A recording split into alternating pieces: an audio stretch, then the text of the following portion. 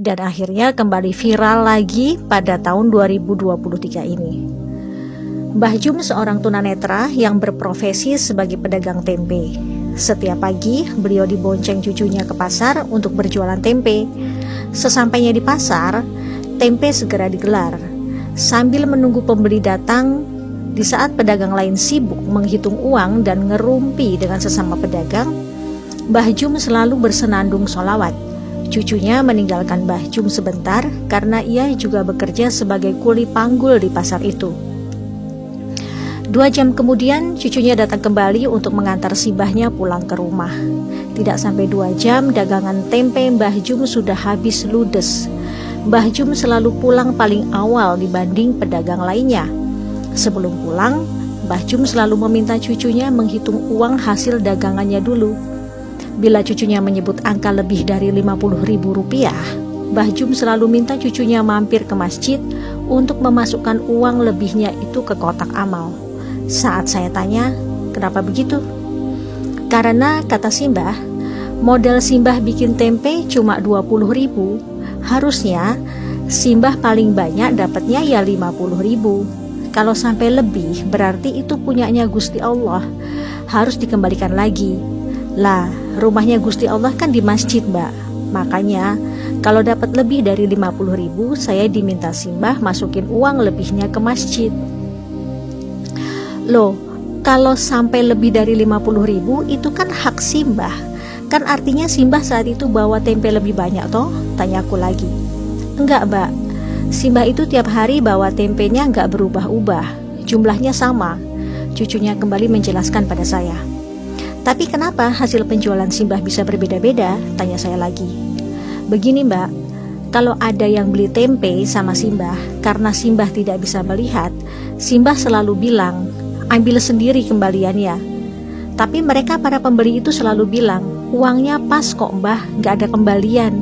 Padahal banyak dari mereka yang beli tempe 5.000 ngasih uang 20.000. Ada yang beli tempe 10.000 ngasih uang 50.000. Dan mereka semua selalu bilang uangnya pas, gak ada kembalian. Pernah suatu hari Simbah dapat uang 350.000. Ya, 300.000-nya saya taruh di kotak amal masjid. Begitu penjelasan sang cucu. Saya melongo terdiam mendengar penjelasan itu. Di saat semua orang ingin semuanya menjadi uang, bahkan kalau bisa kotorannya sendiri pun disulap menjadi uang, tapi ini Mbah Jum, logika saya yang hidup di era kemodernan jahiliyah ini belum sampai. Sampai rumah pukul 10 pagi, beliau langsung masak untuk makan siang dan malam. Ternyata Mbah Jum juga seorang tukang pijat bayi, begitulah orang di kampung itu menyebutnya. Jadi bila ada anak-anak yang dikeluhkan demam, batuk, pilek, rewel, kejang, diare, muntah-muntah, dan lain-lain, biasanya orang tua mereka akan langsung mengantar ke rumah Mbah Jum.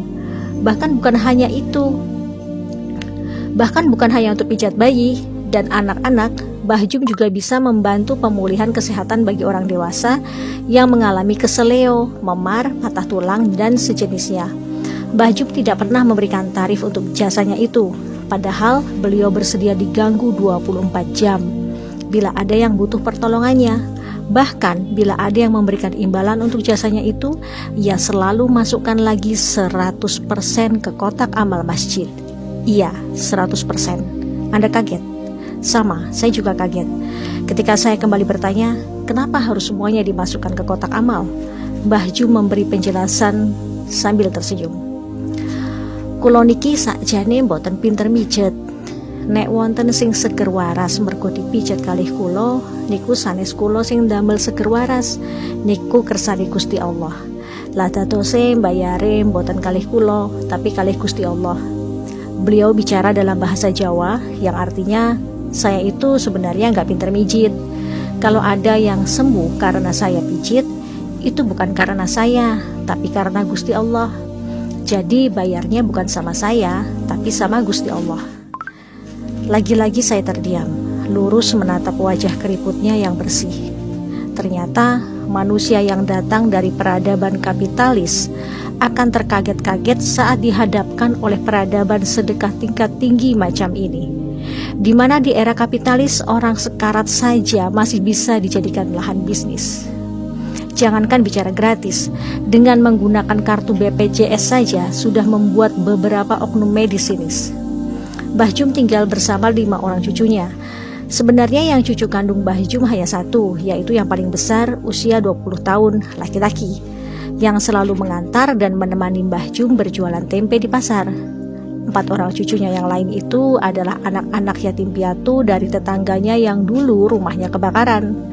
Masing-masing mereka berumur 12 tahun laki-laki, 10 tahun laki-laki, 8 tahun laki-laki, dan 7 tahun perempuan.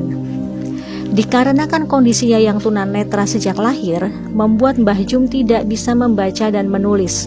Namun ternyata ia hafal 30 juz Quran. Masya Allah. Cucunya yang paling besar ternyata guru mengaji untuk anak-anak di kampung mereka. Keempat orang cucu-cucu angkatnya ternyata semuanya sudah khatam Quran. Bahkan 2 di antaranya sudah ada yang hafal 6 juz dan 2 juz. Kulo niki tiyang kampung, boten saged ningali nopo-nopo ket bayi.